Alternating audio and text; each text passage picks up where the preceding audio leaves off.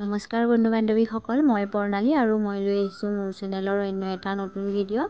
আজিৰ ভিডিঅ'টোত মই কঁঠালৰ মুচি ৰান্ধিম, তাকে আপোনালোকক অকণমান দেখুৱাবলৈ চেষ্টা কৰিছোঁ মই কঁঠালৰ মুচি কেনেদৰে ৰান্ধিম।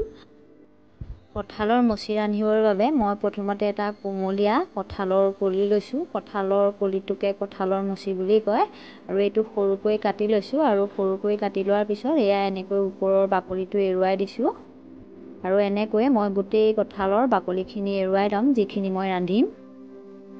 বাকলিখিনি গুচাই এইখিনি মই ধুনীয়াকৈ ধুই লৈছোঁ, লগতে ওপৰৰ ফালে থকা এই ডিলটো মই চফা কৰি লৈছোঁ, এনেকৈ ওপৰৰ ফালে যিটো ডিল থাকে। আৰু এতিয়া এইখিনি মই এটা জোখত সৰু সৰুকৈ পিচ কৰি গৈছোঁ। এয়া 2 পিচ লৈ মই এনেকৈ দেখুৱাই দিছোঁ হাতত।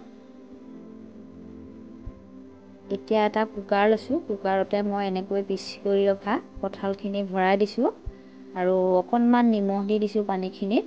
আৰু এতিয়া মই সাঁফৰখন মাৰি গেছৰ ওপৰত উঠাই দিম 3টামান চিটি আহিবলৈ।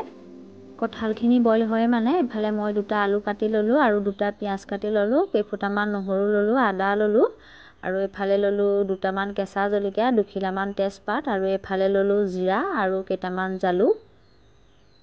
এতিয়া মোৰ কঁঠালখিনিও ধুনীয়াকৈ বইল হৈ গ'ল আৰু এইখিনি এতিয়া মই এটা বাচনত টুকি দিছোঁ আৰু মই দি দিছোঁ তেলতে 2 খিলা তেজপাত আৰু সৰু সৰুকৈ কাটি ৰখা পিঁয়াজ। এতিয়া মই পিঁয়াজখিনি অকণমান হেতাখনেৰে এনেকৈ লৰাই 1 মিনিটমান সময় ভাজি ল'ম। এইখিনি মোৰ ভজা হৈ গৈছে। এতিয়া ইয়াতে দি দিছোঁ মই জালুক, জলকীয়া, আদা, নহৰু, জিৰা। এইখিনি মই মিক্সাৰত পিচি ৰাখিছিলোঁ, এইখিনিও এতিয়া মই একেলগে পিঁয়াজৰ সৈতে তেলতে দি দিছোঁ আৰু এইখিনিও মই প্ৰায় 2-3 মিনিটমান সময় ভাজি ল'ম।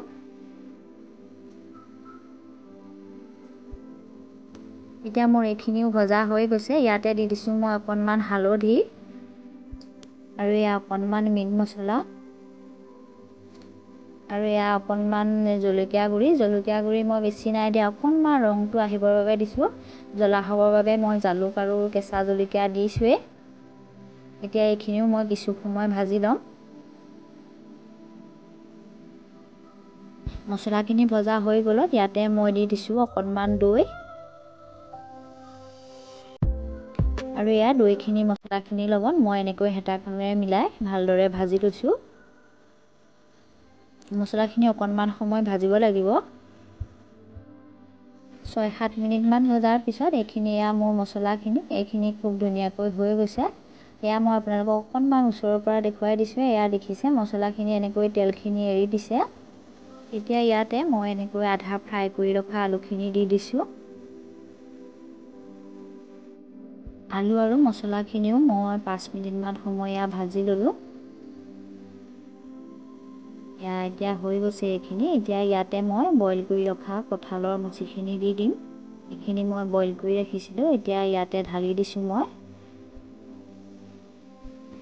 এতিয়া মছলাখিনি লগাকৈ মই এবাৰ হেতাখনেৰে পাচলিখিনি এনেকৈ লৰাই দিছোঁ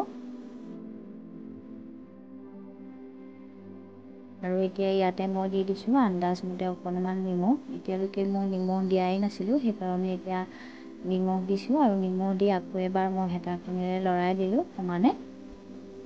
এয়া লৰোৱা হৈ গৈছে।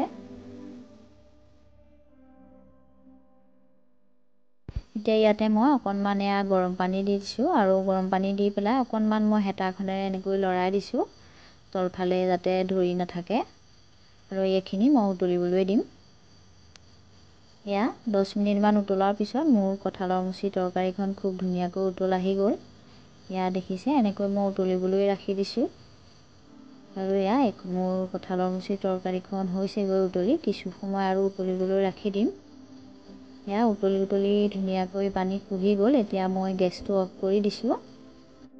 মই ৰন্ধা কঁঠালৰ মুচি তৰকাৰীখন এতিয়া আপোনালোকক এয়া ওচৰৰ পৰা দেখুৱাই দিছোঁ। এইখন আজি মই ৰন্ধা কঁঠালৰ মুচি তৰকাৰীখন। এয়া দেখিছে খুব ধুনীয়া কালাৰ হৈছে, একেবাৰে মাংসৰ নিচিনা হৈছে কঁঠালৰ মুচি তৰকাৰীখন। তৰকাৰীখন খাবলৈও খুব সোৱাদ লগা হৈছে। আপোনালোকেও এনেদৰে এবাৰ মই ৰন্ধা পদ্ধতিৰে বনাই খাই চাবলৈ চেষ্টা কৰিব আৰু আপোনালোকে মই ৰন্ধা কঁঠালৰ মুচি ভিডিঅ'টো কেনে দেখিলে জনাই কমেণ্ট এটা কৰি দিব। লগতে ভিডিঅ'টোত লাইক এটা কৰি দিব আৰু আপোনালোক সকলোলৈকে ধন্যবাদ।